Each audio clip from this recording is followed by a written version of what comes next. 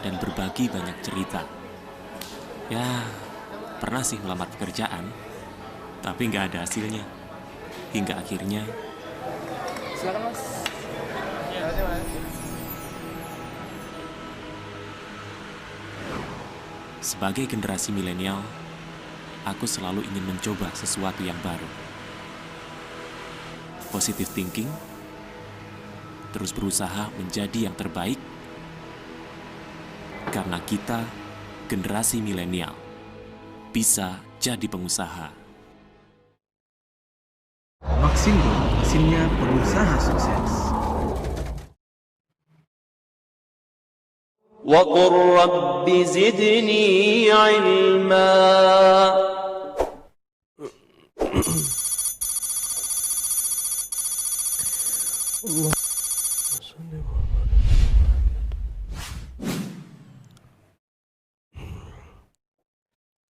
Bismillahirrahmanirrahim. Assalamualaikum warahmatullahi wabarakatuh. Innal hamdalillah nahmaduhu wa nasta'inuhu wa nastaghfiruh wa na'udzu billahi min shururi anfusina wa sayyiati a'malina. Man yahdihillahu fala mudilla lah wa man yudlil fala hadiya lah. Asyhadu an la ilaha illallah wahdahu la syarika lah wa asyhadu anna Muhammadan abduhu wa rasuluhu la nabiyya ba'dah. Wa ba'du ma'asyiral muslimin, para pemirsa Niaga TV yang mudah-mudahan diberkahi Allah Subhanahu wa taala. Puji syukur senantiasa kita panjatkan kehadirat Allah Subhanahu wa taala. Salawat beriring salam mudah-mudahan tercurah limpahkan keharibaan baginda Rasulullah Muhammad sallallahu alaihi wasallam. Di pagi yang berbahagia ini, ma'asyiral muslimin, sebagaimana biasa kita kembali bertemu di dalam rubrik Serambi Nabawi. Tema kita di kesempatan pagi yang berbahagia ini masih melanjutkan pembahasan sebelumnya, yaitu salat sunnah yang ke-6. Hadis nomor 311 dari sahabat yang mulia Abi Sa'id Al-Khudri radhiyallahu taala anhu berkata, Rasulullah sallallahu alaihi wasallam bersabda,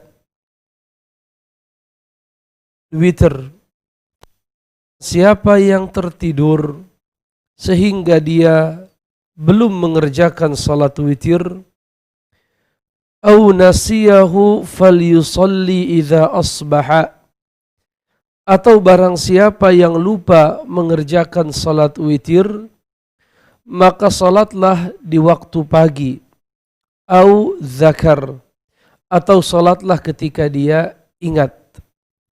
Hadis ini diriwayatkan oleh imam yang 5, yaitu Imam Abu Daud At-Tirmidzi, kecuali Imam An-Nasai, Abu Daud At-Tirmidzi, Ibnu Majah dan Ahmad rahimahumullahu jami'an.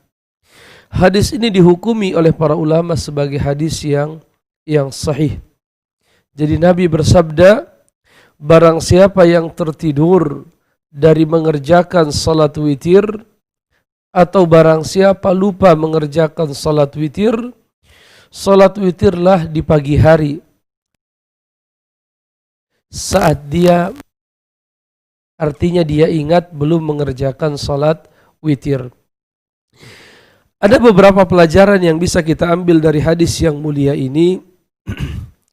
Yang pertama, kata beliau, al-hadis yadullu ala anna man nam anil witri falam yastayqid hatta tala'a as-subhu ats-tsani aw nasiyahu falam yadhkur hatta tala'a al-fajr lih.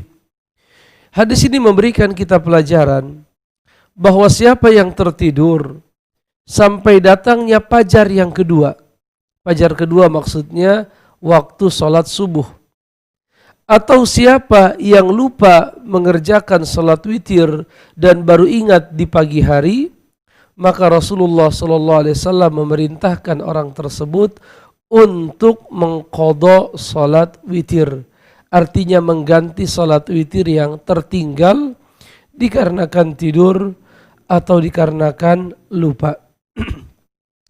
Dan hadis ini ma'asyiral muslimin dikuatkan oleh hadis yang lain yang diriwayatkan oleh Al-Imam Al-Bukhari dan Muslim dari hadis Anas bin Malik radhiyallahu taala anhu qala Rasulullah sallallahu alaihi wasallam man nama an salatin aw nasiyaha, kata Nabi, barang siapa yang tertidur dari mengerjakan salat atau lupa mengerjakan salat, falyusalliha idza dzakaraha, maka hendaknya dia mengerjakan salat tersebut apabila dia mengingatnya. La kafarata laha illa dzalik, itu kafarat tidur dan lupa kecuali hal tersebut. Hadis ini sahih riwayat Imam Bukhari dan Muslim, dan hadis ini mencakup salat yang wajib ataupun yang sunnah. Man nama an salatin aw nasiyaha, barang siapa yang tertidur dari mengerjakan salat atau lupa mengerjakannya, falyusalliha idza dzakaraha, akannya apabila dia ingat. Jadi bukan hanya salat-salat yang wajib. Misalnya kita pulang dari kantor, sesampainya di rumah karena kita terjebak macet sudah jam 10 malam. Dan kita lupa belum mengerjakan salat isya. Lalu di pagi hari kita berangkat ke masjid melaksanakan salat subuh. Setelah salat subuh kita ingat bahwa semalam kita belum salat isya. Apa yang harus kita lakukan? Kata Nabi, falyusalliha idza dzakaraha, laksanakanlah salat tersebut ketika dia ingat. Baik ingatnya di waktu subuh, di waktu zuhur, di waktu asar, langsung dilaksanakan tanpa menunggu datangnya waktu salat isya. Jadi kalau kita baru ingat di waktu subuh, tidak perlu kita menunggu datangnya waktu isya selanjutnya baru kita mengqadha salat tersebut. Tetapi kita mengingat bahwa kita belum mengerjakan salah satu salat, maka boleh diqadha. Dan hadis ini umum, baik kaitannya dengan salat-salat yang wajib ataupun dengan salat-salat yang sunnah. Oleh karenanya berkata Syekhul Islam rahimahullahu taala, sahha anhu sallallahu alaihi wasallam, beliau berkata telah sahih dari Nabi sallallahu alaihi wasallam, annahu qal man nama an salatin aw nasiyaha falyusalliha idza dzakara. Syekhul Islam berkata, Nabi bersabda, barang siapa yang lupa mengerjakan salat atau tertidur dari mengerjakan salat, kerjakanlah apabila dia ingat. Fa inna dzalika waqtuha, karena ketika dia ingat itulah waktu salat. Ketika dia ingat, setelah sebelumnya dia lupa, maka waktu salatnya ya itu waktunya ketika dia ingat. Mengomentari hadis ini beliau rahimahullah berkata, wa hadza ya'ummul fardha wa qiyamal laili was sunana ar-rawatib. Hadis ini mencakup salat-salat yang wajib, salat qiyamul lail, dan salat sunnah rawatib qabliyah dan ba'diyah. Jadi Syekhul Islam Ibnu Taimiyah berpendapat bahwasanya baik itu salat fardu, baik itu salat qiyamul lail, baik itu salat-salat sunnah seperti rawatib qabliyah dan ba'diyah, itu boleh saja kita qadha, kita ganti apabila kita tertidur dari mengerjakan salat-salat tersebut. Jika kita lupa mengerjakan salat tersebut, maka saat kita bangun dari tidur atau saat kita mengingat kita belum mengerjakannya, kita boleh mengerjakan salat tersebut. Ma'asyiral muslimin rahimani wa rahimakumullah, hanya saja dijelaskan oleh para ulama bahwa barang siapa yang biasa mengerjakan salat witir, barang siapa yang biasa mengerjakan salat witir, kemudian dia tertidur, artinya tidak mengerjakan salat witir, lupa mengerjakan salat witir, maka hendaknya saat dia ingin mengqadhanya di waktu pagi, dia menggenapkan salat witirnya. Artinya yang biasa salat witir 3 rakaat, kemudian dia meninggalkan salat witir tersebut dikarenakan tertidur atau lupa, di pagi hari dia mengqadanya dari 3 menjadi 4. Ya, dari 3 menjadi 4. Dari 5 menjadi 6. Dari 7 menjadi 8. Dari 9 menjadi 10. Dari 11 menjadi 12 rakaat dan begitu seterusnya.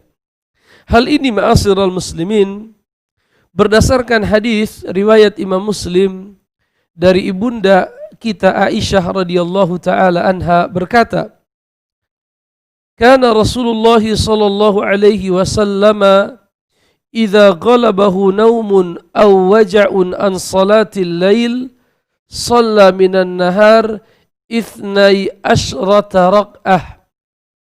Ummul Mukminin Aisyah bercerita bahwa Nabi sallallahu alaihi wasallam apabila tertidur sehingga belum sempat mengerjakan qiyamul lail atau beliau sedang sakit, apa yang beliau lakukan? Shalla minan nahar. Beliau salat di waktu siang, yaitu di waktu duha. 12 rak'atan, sebanyak 12 rakaat.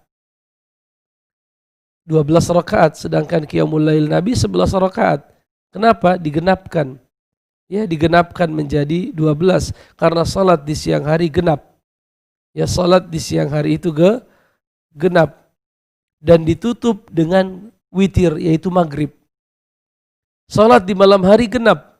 Rasulullah berkata, "Salatul laili mathna mathna."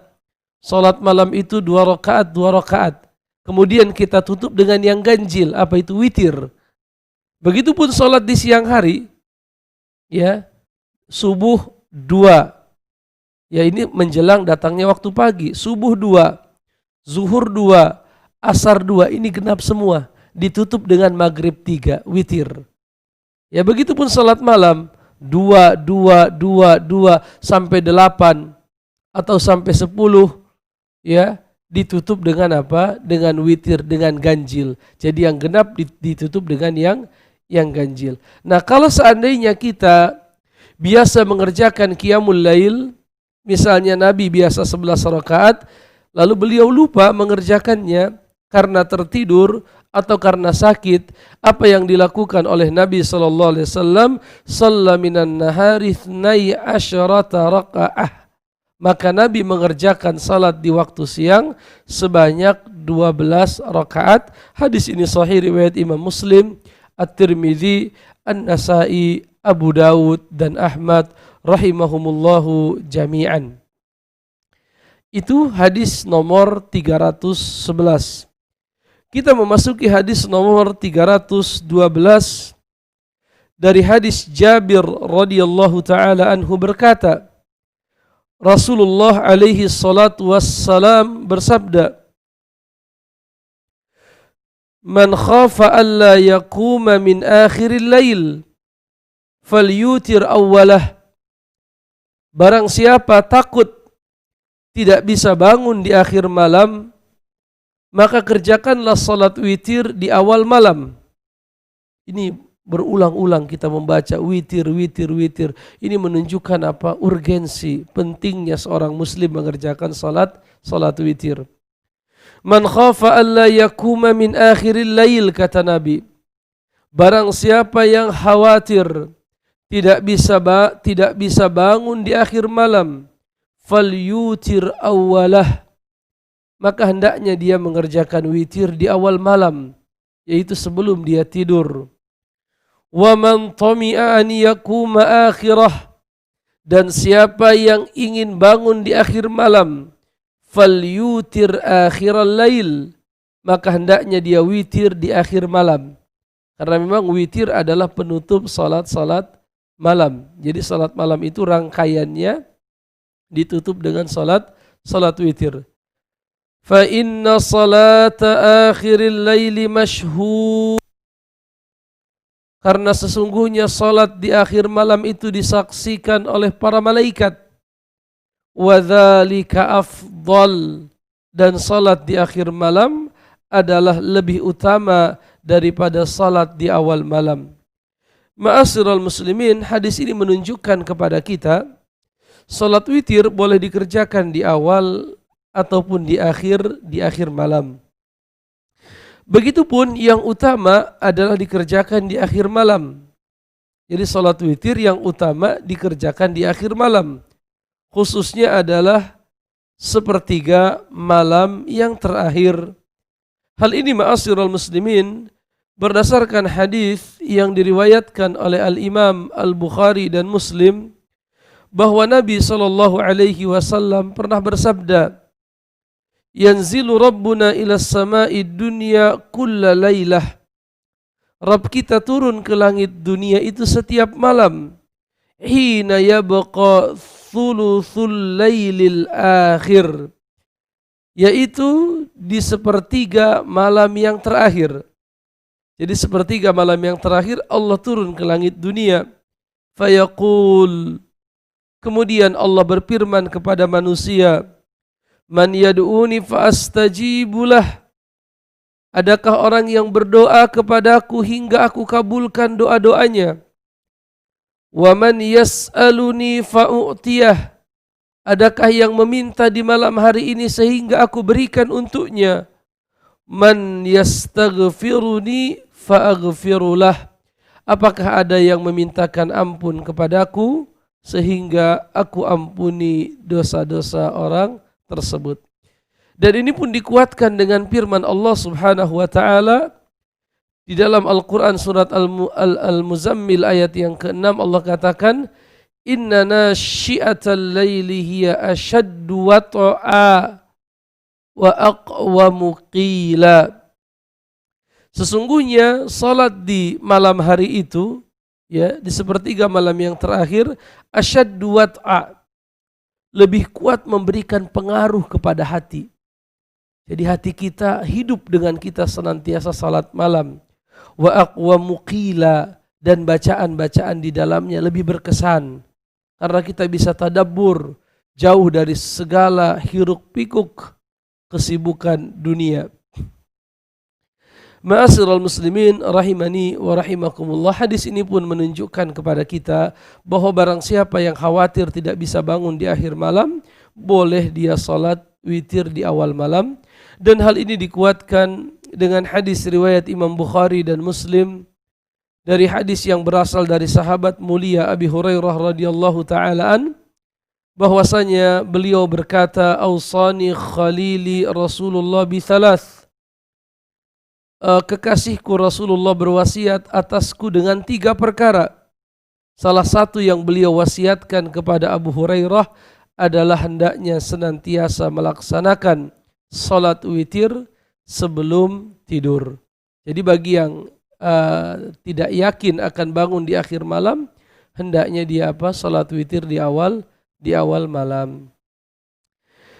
Ma'asyiral muslimin rahimani wa rahimakumullah, hadis nomor 313 dari Ibni Umar radhiyallahu taala anhuma 'anin Nabi sallallahu alaihi wasallam qala, "Idza tala'al fajr faqad dhahaba waqtu kulli salatil laili wal witr."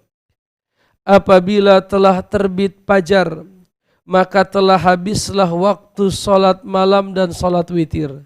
Jadi bagi orang yang bangun sebelum subuh, apabila sudah terbit fajar, sudah masuk waktu subuh, bagi yang masih bangun, maka sudah habis waktu salat malam dan salat witir. Adapun hadis yang sebelumnya yang barusan kita baca, itu konteksnya adalah bagi orang-orang yang lupa atau tertidur. Jadi bagi yang lupa atau tertidur, boleh dia mengkodoknya di pagi hari. Tetapi bagi orang-orang yang tidak lupa dan tidak tidur, artinya misalnya dia sedang sholat 2 rakaat, lalu azan subuh datang, dia sedang tasyahud akhir misalnya, maka dia tidak bisa mengerjakan sholat witir. Karena kenapa? Waktunya sudah habis, kata Nabi, ya, apabila tola al-fajr. Apabila waktu fajar telah datang. Fa'autiru qabla tulu'il fajr. Lalu beliau bersabda, laksanakanlah salat witir sebelum terbitnya fajar.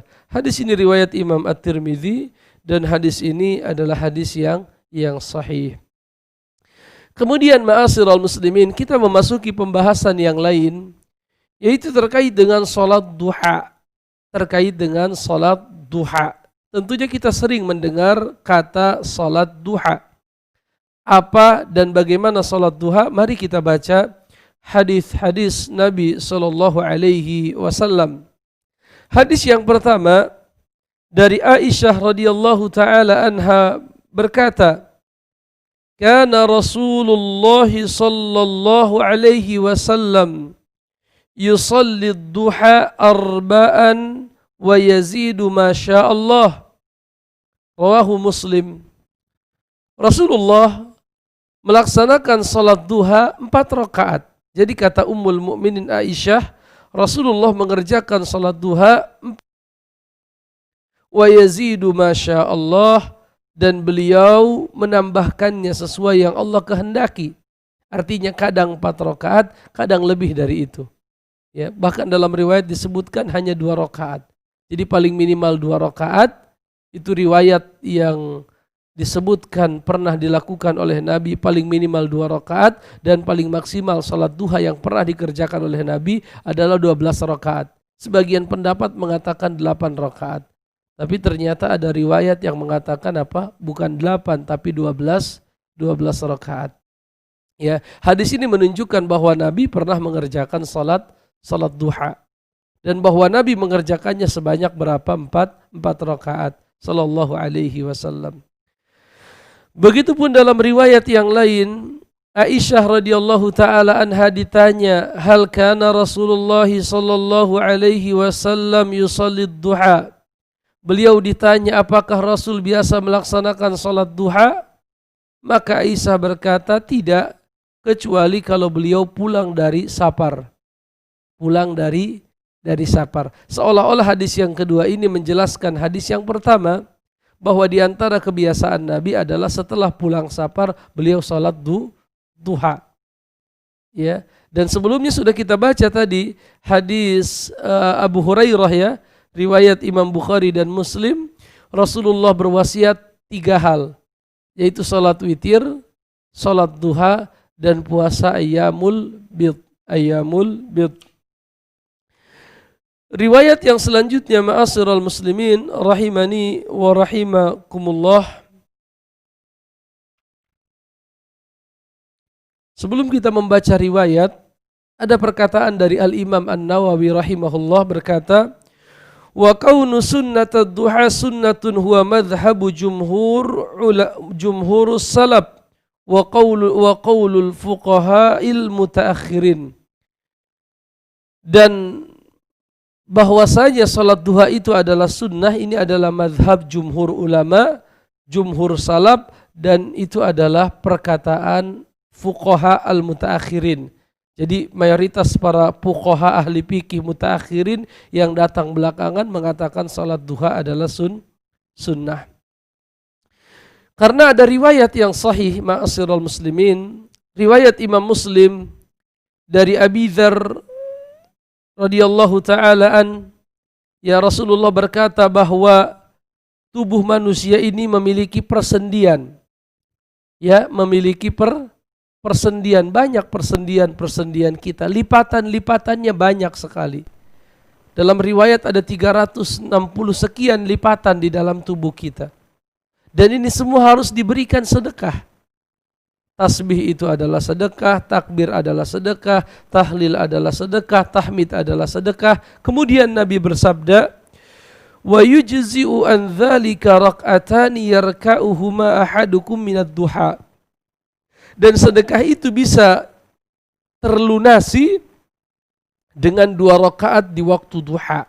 Jadi tubuh kita ini butuh sedekah, dan banyak lipatan-lipatan itu banyak sekali sedekahnya, tetapi itu bisa diwakili dengan 2 rakaat di waktu duha. Begitupun diriwayatkan oleh Al-Imam Al-Bukhari dan Muslim dari hadis Ummul Mukminin Aisyah radhiyallahu taala anha, In kana Rasulullah la yada'al amal wa huwa yajib an ya'mala bih khasyata an ya'mala bihin nas fayuktab alaihim. Dan terkadang Nabi itu meninggalkan satu amal, padahal Nabi senang mengerjakannya. Jadi kalau kita tadi membaca hadis yang mengatakan Rasul tidak mendawamkan sholat duha, ini jawabannya. Apa itu? Bahwa Nabi itu terkadang meninggalkan satu amal, padahal beliau yuhibbu an ya'mala bih, senang, suka melakukan amal itu. Khasyata an ya'mala bihin nas fayuktaba alaihim. Beliau khawatir perbuatannya itu dilakukan oleh para sahabatnya, sehingga Allah menjadikan salat itu menjadi wajib atas mereka. Wa ma ra'aitu Rasulullah qattun yusabbihu sabhatad duha. Ya, wa inni la usabbihuha. Aku tidak melihat Nabi mendawamkan salat duha, tapi aku melakukannya, kata siapa? Aisyah radhiyallahu taala anha. Jadi hadis yang mengatakan bahwa Nabi meninggalkan salat duha, itu konteksnya adalah sama ketika Nabi salat di malam pertama di bulan Ramadan, salat tarawih. Maka para sahabat ikut. Besoknya makin banyak. Besoknya lagi makin banyak lagi. Di malam yang keempat Nabi tidak keluar dari rumahnya, padahal para sahabat sudah berkumpul di masjid. Di pagi hari para sahabat bertanya, ya Rasulullah, semalam kami sudah berkumpul menanti kedatanganmu memimpin salat malam. Kenapa baginda tidak keluar memimpin kami salat malam? Maka Rasulullah alaihi salatu wassalam menjawab, aku khawatir salat ini menjadi wajib. Ya, adapun kita sekarang agama sudah sempurna, yang wajib tetap wajib sampai hari kiamat, yang sunnah tetap sunnah sampai hari kiamat, maka tidak masalah jika ada yang ingin mendawamkan salat duha. Karena salat duha ini memiliki banyak keutamaan. Di antaranya yang diriwayatkan oleh Imam Muslim, walaupun di sini Imam Ibnu Hajar salah menisbatkannya, beliau nisbatkan kepada Tirmidzi. Padahal hadis ini adalah riwayat Imam Muslim dari Zaid bin Arqam radhiyallahu taala anhu. Sesungguhnya Rasulullah sallallahu alaihi wasallam bersabda, salatul awwabin hina tarmadul fisal. Salat awwabin, al-awwabin bermakna ar-ruju', artinya kembali. Jadi salat orang-orang yang selalu kembali kepada Allah. Maksudnya kembali kepada Allah, orang-orang yang selalu meninggalkan maksiat dan mengerjakan ketaatan. Salatul awwabin, salatnya orang-orang yang kembali kepada Allah, hina tarmadul fisal, adalah ketika anak onta kepanasan. Maksudnya, jadi di Jazirah Arab, kalau sudah jam-jam 11, menjelang zuhur itu lagi panas, menjelang zuhur lah ya, itu panas sekali. Maka pasir itu menjadi panas, dan di waktu itu anak-anak onta berdiri, tidak lagi duduk, tapi berdiri karena panasnya pasir. Itu adalah waktu yang paling utama apa? Mengerjakan salat duha. Ya, waktu yang paling utama untuk kita mengerjakan salat duha. Dalam riwayat Anas bin Malik, sebagaimana diriwayatkan oleh Imam At-Tirmidzi, Rasulullah bersabda, man sallat duha sintai asyrata rak'atan banallahu lahu qasran fil jannah. Barang siapa yang salat duha sebanyak 12 rakaat, Allah bangunkan untuknya istana di surga. Barang siapa yang salat duha 12 rakaat, Allah bangunkan untuknya istana di surga. Hadis ini dilemahkan oleh sebagian ulama, dan sebagian yang lain mengatakan hadis ini memiliki beberapa syawahid, penguat-penguat yang menjadikan hadis ini bisa digunakan sebagai hujjah. Di antaranya adalah Al-Hafiz Ibnu Hajar Al-Asqalani dalam kitab beliau Fathul Bari mengatakan hadis ini memiliki beberapa penguat. Dalam hadis Aisyah radhiyallahu taala anha, riwayat Ibnu Hibban, hadis ini sahih, berkata, dakhala Rasulullah sallallahu alaihi wasallam baiti. Rasulullah masuk ke rumahku, kata Aisyah, fa shallat duha thamaniya rakaat. Maka Rasulullah melaksanakan salat duha sebanyak berapa? Sebanyak 8 rakaat. Beliau salat duha pernah 8 rakaat dan beliau juga pernah memerintahkan berapa? 12 rakaat. Dalam riwayat bahwa beliau yusalli duha 4 rakaat. Nabi salat duha 4 rakaat. Ya, ini menunjukkan bebas. Boleh 2, boleh 4, boleh 6, boleh 8, boleh 10, boleh 12 sesuai dengan kemudahan yang Allah berikan kepada kita. Allah alam bisawab, ma'asyiral muslimin. Jangan kemana-mana, kita kembali setelah beberapa jeda berikut ini.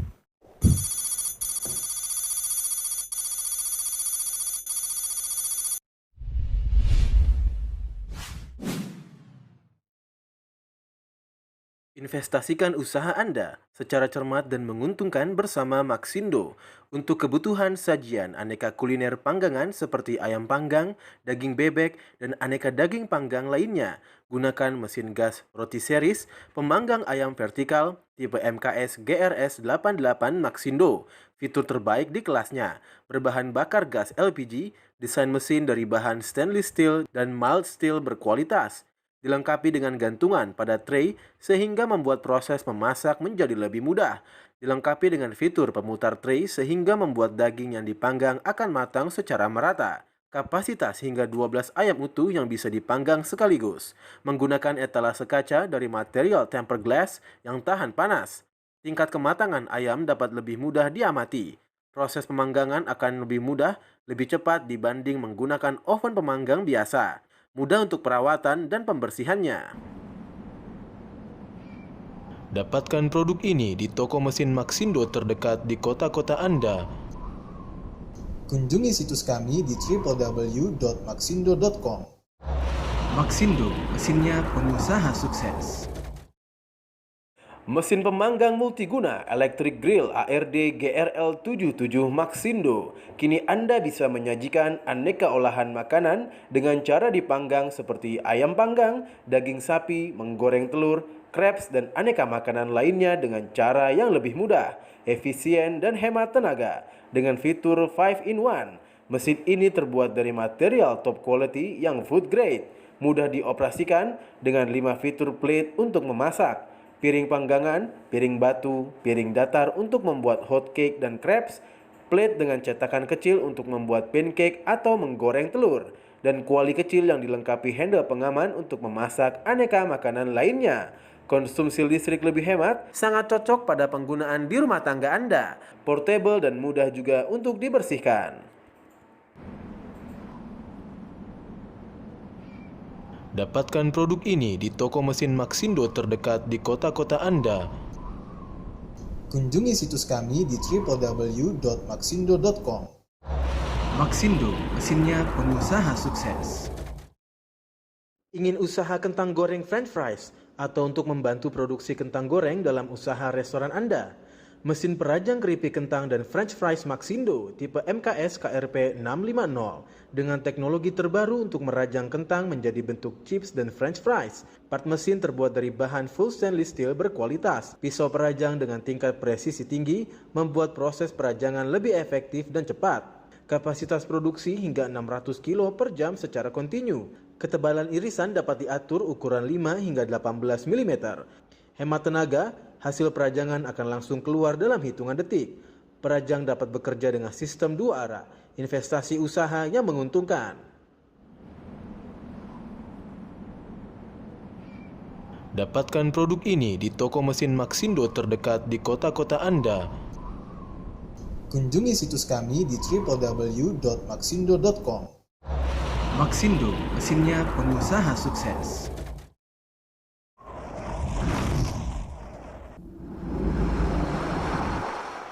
Mau usaha kuliner dan produksi olahan sayur-sayuran Anda lebih mudah, cepat, tanpa memakan biaya lebih? Andalan bagi para pengusaha di bidang kuliner dalam memajukan bisnisnya. Maxindo, mesin potato peeler tipe PP8 Maxindo, mengupas kulit kentang, wortel hingga ubi dengan sangat cepat, sehingga membuat usaha jadi lebih menguntungkan. Dengan fitur kinerja super cepat, desain mesin dari material berkualitas, food grade dan tahan lama, mampu mengupas 8 hingga 15 kg bahan kentang mentah dalam waktu 2 menit. Kerja sangat cepat dengan konsumsi listrik yang lebih hemat. Mudah dioperasikan, hasil akan langsung terlihat dalam hitungan menit. Mudah perawatan dan pembersihan. Maxindo, andalan mesin food industri Indonesia. Dapatkan produk ini di toko mesin Maxindo terdekat di kota-kota Anda. Kunjungi situs kami di www.maxindo.com. Maxindo, mesinnya pengusaha sukses.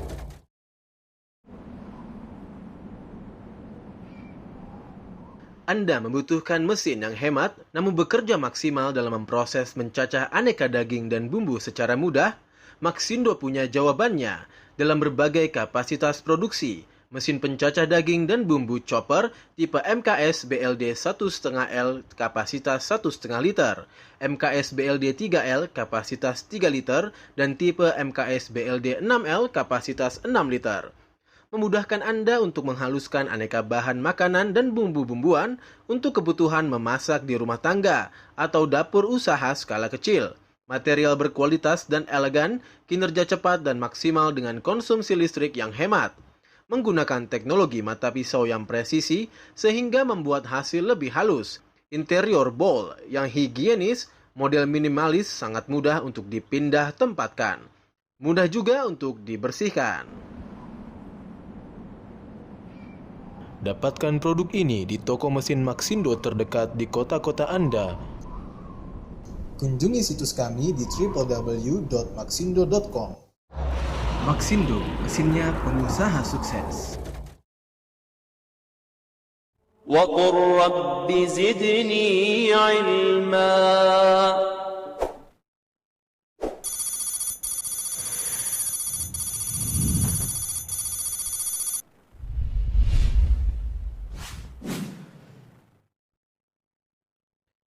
Bismillahirrahmanirrahim. Alhamdulillah wassalatu wassalamu ala Rasulillah nabiyina Muhammadin wa ala alihi wa ashabihi wa mawalah wa ba'd. Ma'asyiral muslimin, para pemirsa Niaga TV yang mudah-mudahan diberkahi Allah Subhanahu wa taala. Di kesempatan yang kedua ini kita coba bacakan beberapa pesan singkat yang masuk di pagi yang berbahagia. Pertanyaan yang pertama, Assalamualaikum waalaikumsalam warahmatullahi. Apa beda sedekah dengan infak? Sedekah dengan infak memiliki persamaan, memiliki perbedaan ya. Sedekah dalam arti Al-Quran berarti zakat. Kata sedekah dalam Al-Quran digunakan untuk zakat.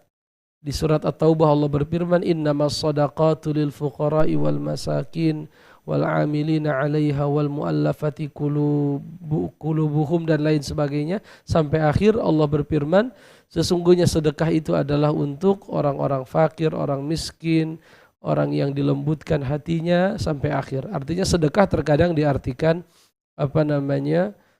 zakat. Walaupun terkadang sedekah pun diartikan sesuatu yang lebih umum. Misalnya Rasulullah bersabda, tabassumuka fi wajhi akhika sadaqah. Senyummu di hadapan saudaramu adalah sedekah. Artinya sedekah di sini meluas maknanya. Ya, sedekah maknanya meluas. Begitupun infak. Infak terkadang diartikan sedekah, ya, dan terkadang diartikan kalau infak Allah alam bisawab ya lebih kepada sesuatu yang sifatnya materi. Allah katakan di dalam Al-Quran, wa ma anfaqtum min syai'in fahuwa yukhlifuh, dan apapun yang kalian infakkan maka Allah akan menggantinya, akan Allah balas. Di ayat yang lain Allah berfirman, mathalul ladzina yunfiquna amwalahum fi sabilillah, perumpamaan orang yang menginfakkan hartanya di jalan Allah, kamathali habbatin ambatat sab'a sanabil, seperti biji yang menumbuhkan satu pohon, fi kulli sumbulatin mi'atu habbah, setiap cabangnya memiliki 100 sampai akhir ayat. Jadi ada kesamaan, saling terkait kedua-duanya, walaupun terkadang sedekah diartikan lebih umum karena senyum pun diartikan sedekah. Adapun infak sebatas yang kita ketahui bahwa itu kaitannya dengan harta. Allah alam bissawab. Ada Pak Saifullah, coba kita angkat. Assalamualaikum. Ya. Assalamualaikum warahmatullahi wabarakatuh. Waalaikumsalam warahmatullahi wabarakatuh. Silahkan Pak Saifullah. Ya, ini saya Pak Ustaz mau bertanya nih Pak Ustaz Iya. tentang ini nih Pak Ustaz. Kalau kita umpamanya sholat zuhur nih, Ya. sholat zuhurnya agak akhir gitu Pak Ustaz. Karena ada nggak tahu gitu karena keakhiran gitu, sholat zuhur hampir asar gitu. Kira-kira setelah sholat zuhur gitu, sholat wajib, mau sholat sunnah ba'diyah gitu Pak Ustaz. Sedangkan waktunya ini diperkirakan tidak cukup untuk sholat sunnah 2 rakaat nih Pak Ustaz. Iya. Nah, sedangkan ini masih ada waktu tuh. Kalau diperkirakan nggak cukup sampai selesai sholat ba'diyah ini gitu Pak Ustaz. Tapi saya tetap sholat aja gitu Pak Ustaz. Tapi belum 1 rakaat udah azan gitu Pak Ustaz. Baru sujud, udah azan. Apakah sholat diteruskan atau gimana itu Pak Ustaz? Kalau diteruskan bisa sah nggak itu Pak Ustaz? Baik, Sunnah aja. itu saja Pak. Itu aja Pak Ustaz. Terima kasih Pak Ustaz. Jazakallah khair. Assalamualaikum warahmatullahi wabarakatuh. Waalaikumsalam warahmatullahi wabarakatuh. Allah alam bisawab, jangan dibatalkan Pak, dilanjutkan saja. Ya, jangan dibatalkan, dilanjutkan saja ya. Tentunya hukum asalnya seorang muslim tidak mengakhirkan satu waktu sholat sampai menjelang habisnya waktu kecuali darurat. Ya, dia tidak bisa melakukannya dikarenakan hal-hal yang harus dia kerjakan, darurat ya. Misalnya dia berada dalam perjalanan, kemacetan dan lain sebagainya yang tidak bisa dia hindari. Kalau dia melaksanakan salat zuhur, waktunya sudah mepet ke asar, lalu dia selesai zuhur, dia lihat masih ada waktu untuk melaksanakan qobliyah, kerjakan saja, tidak masalah. Dikerjakan saja. Adapun ketika azan, ya jangan dibatalkan salatnya, lanjutkan saja. Ya, jangan dibatalkan salatnya tapi dilanjutkan. Ya Allah alam bisawab. Allah Subhanahu wa taala berfirman dalam Al-Qur'an, wala tubtilu a'malakum. Janganlah kalian membatalkan amal-amal kalian. Itu dijadikan dalil di kitab-kitab Syafi'iyah, mazhab Syafi'i, bahwa kita hukum asalnya tidak membatalkan salat kita. Kalau memang sudah dikerjakan, dilanjutkan saja. Allah alam bisawab. Pertanyaan yang kedua dari pesan singkat, Assalamualaikum Waalaikumsalam warahmatullah. Bolehkah salat witir dikerjakan setiap malam setelah salat isya? Tidak masalah. Tadi hadisnya sudah kita baca, hadis sahih riwayat Imam Bukhari dari sahabat Abu Hurairah, Ausani khalili Rasulullah sallallahu alaihi wasallam bi thalath. Kekasihku yaitu Nabi sallallahu alaihi wasallam berwasiat kepadaku dengan 3 hal. Salah satunya adalah salat witir sebelum tidur. Dalam riwayat Rasulullah sallallahu alaihi wasallam berkata, man khafa an la yutira fi akhiril lail, kata Nabi, barang siapa yang khawatir tidak bisa witir di akhir malam, ya, maka laksanakanlah salat witir di awal malam. Awal malam di sini maksudnya adalah sebelum tidur. Allah alam bisawab. Ada penelpon yang masuk, kita coba angkat. Assalamualaikum. Ya. Assalamualaikum.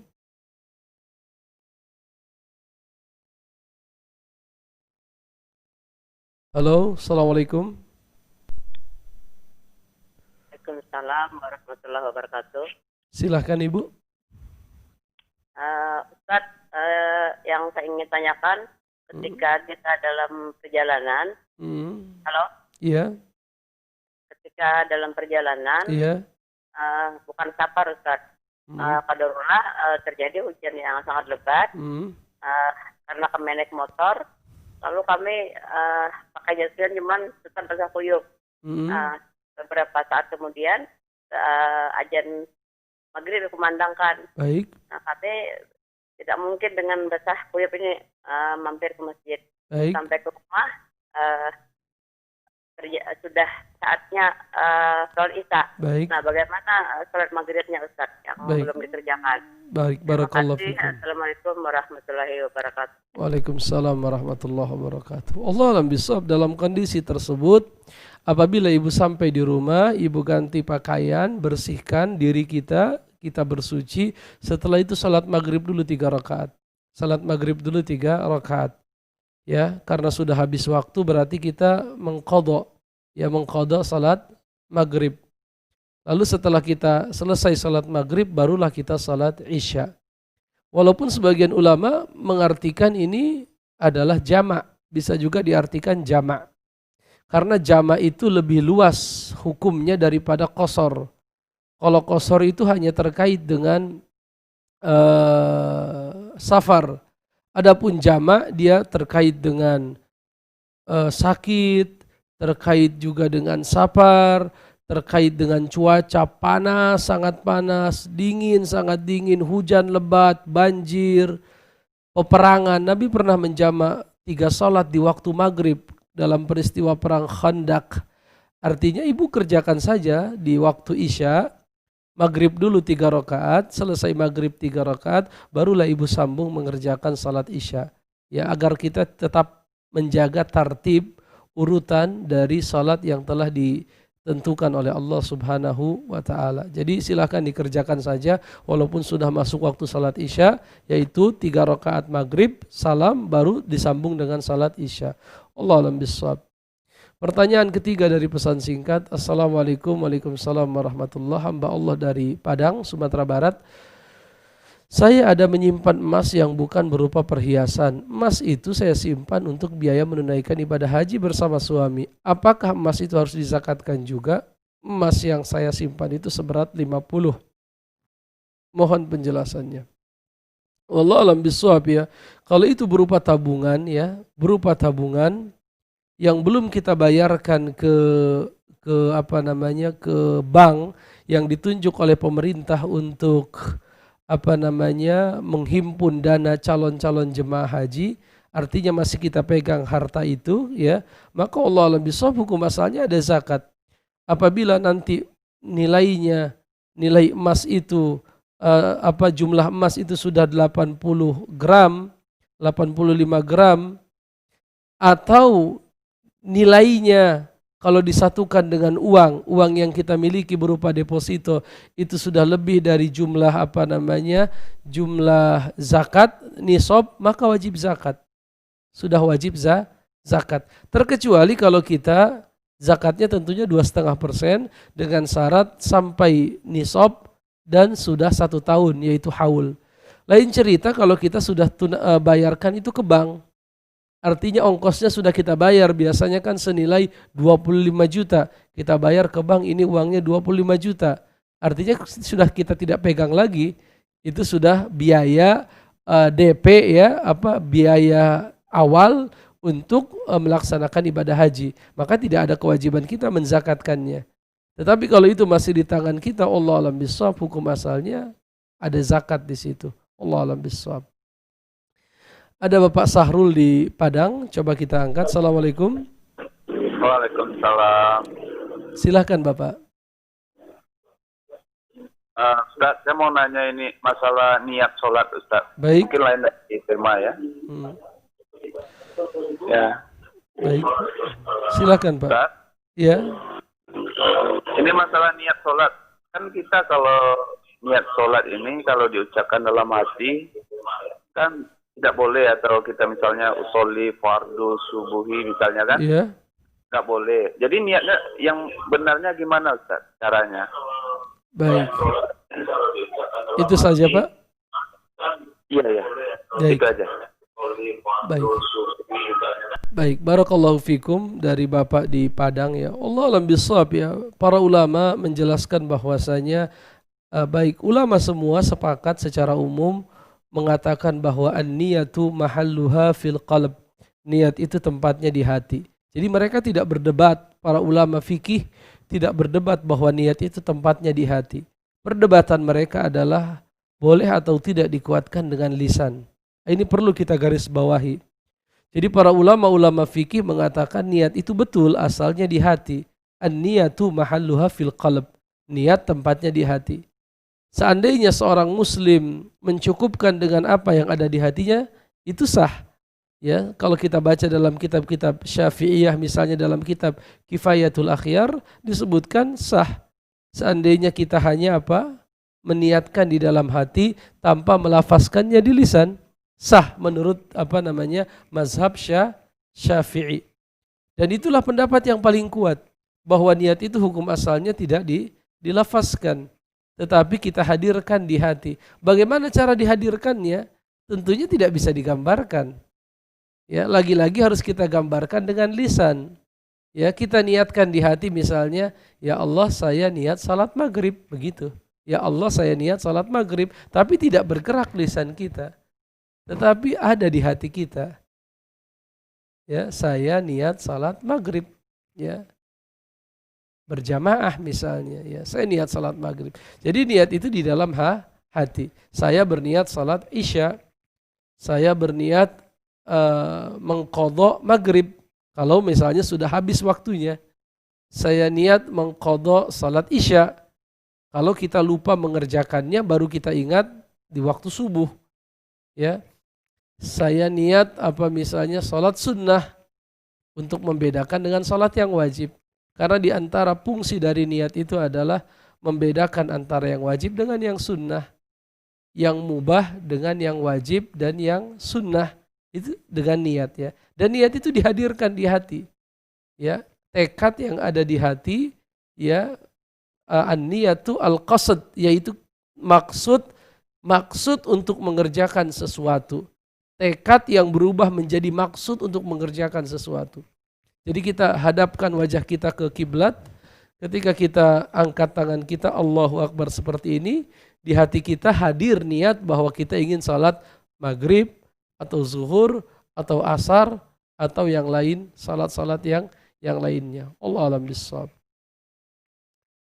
Dan itu pendapat yang paling kuat, ya, walaupun para ulama memang berbeda pendapat terkait dengan talaffuz bin niyah, ya. Allah alam bissawab. Tetapi tidak juga kita mengatakan kamu sudah niat belum salat maghrib? Saya dari rumah ke masjid itu sudah terhitung niat. Itu enggak. Itu namanya niat ke masjid. Kamu sudah niat salat subuh? Ya tadi saya wudu. Kalau saya wudu berarti saya sudah niat salat. Enggak cukup. Ya, artinya harus ihdharun niyah, menghadirkan niat sebelum kita melaksanakan satu ibadah. Kalau tidak ada ihdharun niyah, tidak sah salatnya. Berdasarkan sabda Nabi, innamal a'malu binniyat. Amal itu tergantung niat. Wa innamal likulli imri'in ma nawa, dan seseorang dibalas oleh Allah sesuai dengan niatnya. Jadi niat itu harus ada, tidak bisa niat yang umum. Kamu sudah niat belum salat maghrib? Saya dari rumah ke masjid itu niat salat maghrib. Oh, enggak bisa. Sebelum Anda takbiratul ihram, Anda harus hadirkan niat Anda di hati. Adapun masalah Anda berjalan dari rumah ke masjid, itu niat ke masjid. Terkadang orang sampai masjid enggak jadi salat. Kenapa? Karena dia misalnya sakit, atau karena dia punya keperluan dan lain sebagainya. Maka niat itu harus sebelum kita melaksanakan ibadah. Allah alam bissawab. Pertanyaan yang keempat, Assalamualaikum Waalaikumsalam warahmatullah. Dari hamba Allah di Kalimantan Barat. Kalau seandainya mengqadha witir 4 rakaat, bagaimana caranya? 2 salam. Allah alam bissawab, ya. Apalagi tadi? Atau bagaimana? Apakah boleh bertawasul dengan air zam-zam untuk pengobatan? Rasulullah SAW bersabda, ma'u zamzam lima syuribalah. Air zam-zam itu tergantung diminum untuk apa. Kalau dia untuk obat, maka dia akan jadi obat. Ya, kita berdoa misalnya ya Allah, sembuhkanlah aku, ya, dengan perantara air ini, enggak ada masalah.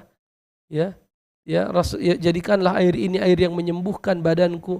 Air zam-zam, ya, jadikanlah air zam-zam ini air yang menyembuhkan badanku. Dahulu para sahabat berdoa sebelum mereka meminum air zam-zam, ya. Allahumma inni as'aluka ilman nafi'an wa rizqan tayyiban wa amalan mutaqabbala. Dan dahulu para imam berdoa, ya, disebutkan bahwa para ulama berdoa, ya, meminta kebaikan dari Allah saat meminum air zam-zam. Allah alam bissawab. Assalamualaikum Waalaikumsalam warahmatullah. Bagaimana hukumnya membeli barang dari lelang di JKN? Biasanya di situ barang lebih murah dari harga pasaran. Allah alam bissawab, ya. Lelang itu dalam Islam namanya muzayadah, dan itu diperbolehkan. Lelang itu artinya apa?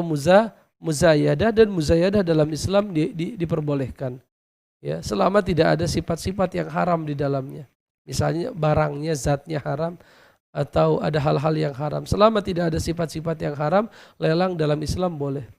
Pertanyaan yang keenam, Assalamualaikum Waalaikumsalam warahmatullah. Saya akhwat di Bangkinang. Sebelum mengerjakan salat witir, apakah didahulukan salat sunnah setelah isya dulu atau langsung salat witir? Ini sudah kita bahas kemarin bahwa para ulama berkata, jumhurul ulama mengatakan tidak masalah, para ulama mengatakan tidak masalah salat witir sebelum salat ba'diyah isya. Hanya saja ini namanya khilaful aula, menyelisihi yang utama. Apa itu menyelisihi yang utama? Yang utama kerjakan dulu ba'diyah isya, barulah salat witir. Tapi kalau tergesa-gesa ingin segera melaksanakan witir dikarenakan sebab tertentu, silahkan tidak masalah. Silahkan tidak masalah. Dan kemarin sudah kita bahas, seandainya isya ditakdim ke maghrib. Isya ditakdim ke maghrib.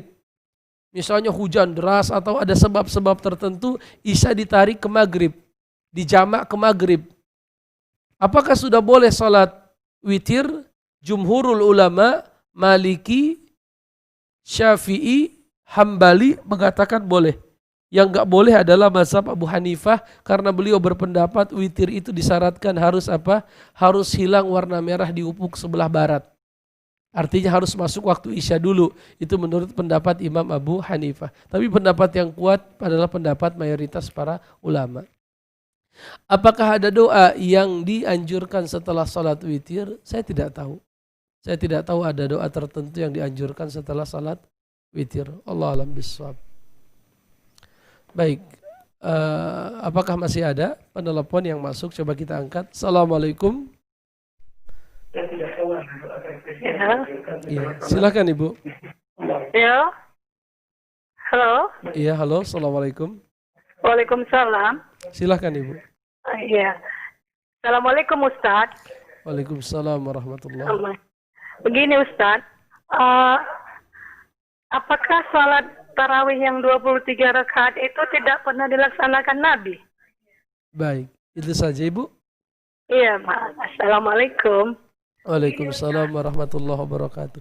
Itu sudah kita bahas cukup panjang sekali ketika kita membahas salat Qiyamul Lail.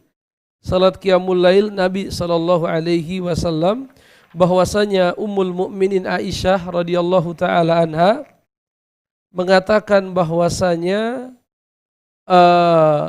Nabi SAW baik di bulan Ramadan ataupun di luar bulan Ramadan, beliau salat tidak lebih dari 11 rakaat. Dalam riwayat 13 rakaat, yang 2 rakaatnya adalah qabliyah subuh. Itu riwayatnya. Jadi Nabi kebiasaannya 11 rakaat. Jadi kalau ditanya berapa salat malamnya Nabi, 11 rakaat. Tetapi itu tidak menjadi batas maksimal kita melaksanakan salat malam atau salat tarawih. Hal ini bisa dibuktikan, disebutkan, ini sudah kita bahas sebenarnya, kita bacakan penjelasannya, bahwa pada masa Abu Bakar, ya, itu salat tarawih masing-masing. Pada masa Abu Bakar salat tarawih masing-masing. Artinya di masjid itu ada jamaahnya Ibnu Abbas, ada jamaahnya Ubay bin Ka'ab, ada jamaahnya Ibnu Mas'ud, masing-masing rame. Bukan hanya satu jamaah, itu pada masa siapa? Abu Bakar As-Siddiq. Kemudian datanglah masa Umar bin Khattab, beliau mengumpulkan para sahabat di dalam satu imam. Jadi yang tadinya di Masjid Nabawi banyak jamaah-jamaah tarawih, sama Amirul Mukminin Umar bin Khattab disatukan menjadi satu imam namanya Ubay bin Ka'ab. Kemudian dikatakan fakana yusalli bin nasi 20 rakaah, dan saat itu mereka mengerjakan salat dalam riwayat yang sahih 20 rakaat. Jadi Ubay bin Ka'ab memimpin salat bersama para sahabat yang lain sebanyak 20 rakaat, dan witirnya adalah 3 rakaat. Beliau berkata, wa kana hadza bi mashhadin wa amila minas sahabah kulluhum jami'an. Dan ini disepakati oleh sahabat, tidak ada satupun yang mengingkari. Fakana ijma'an ala sifatin wa adadin hadhihi shalah, dan ini seolah-olah menjadi ijma' dari para sahabat tentang berapa jumlah rakaat salat. Salat tarawih maksudnya ya, kalau berjamaah di masjid. Yaitu yang mereka biasa lakukan 23. Begitupun dalam kitab Al-Mughni. Al-Mughni ini kitabnya mazhab Hambali. Dikatakan at-tarawih hiya sunnatu sannahan Nabi sallallahu alaihi wasallam. Tarawih adalah sunnah yang disunnahkan oleh Nabi. Walaisat muhdasatun fi ahdi Umar, dan dia bukan perkara bid'ah yang dibuat-buat oleh Umar. Dan tarawih adalah a'lamuddin di antara syiar agama. Wahya isyruna rak'ah fi qauli aksaril ulama.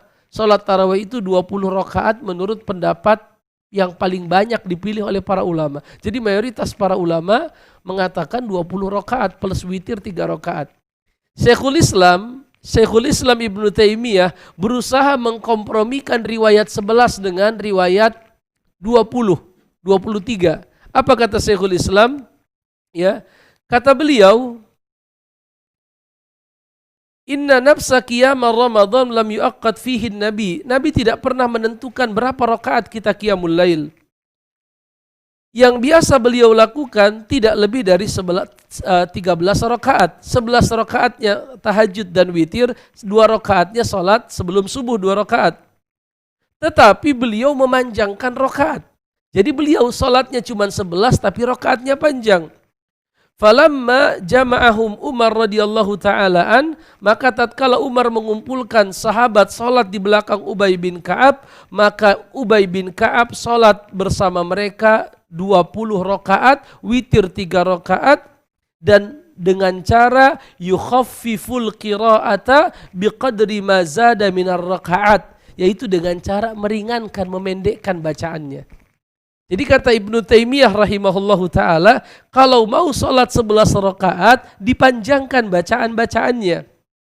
Kalau mau sholat 23 rakaat, agak dipendekkan bacaan-bacaannya, bacaan suratnya maksudnya ya. Nah, itu penjelasan dari apa? Syekhul Islam Ibnu Taimiyah. Artinya baik sholat dengan 11 rakaat boleh, ya, sebagaimana biasa dilakukan oleh Rasul, dan sholat 23 boleh sebagaimana ijma', yaitu sholat tarawih yang dilakukan pada masa Umar bin Khattab radhiyallahu ta'alaan. Ini yang bisa kita bahas. Yang benar semua datang dari Allah subhanahu wa ta'ala, yang salah datang dari saya. Subhanakallahumma bihamdika asyhadu an la ilaha illa anta astaghfiruka wa atubu ilaik. Assalamualaikum warahmatullahi wabarakatuh.